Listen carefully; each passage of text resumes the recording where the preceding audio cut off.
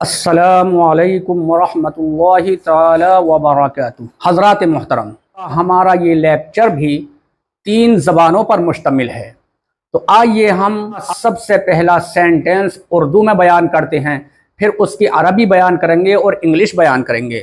مجھے اپنی زندگی میں تمہاری ضرورت ہے، عربی میں اس طرح تعبیر کریں گے، احتاجک فی حیاتی۔ English, I need you in my life.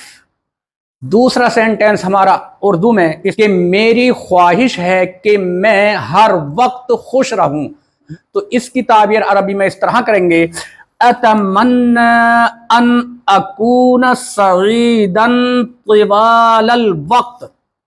English, I wish I could be happy all the time۔ ان جملوں کو آپ غور سے سنیں اور فائدہ اٹھائیں۔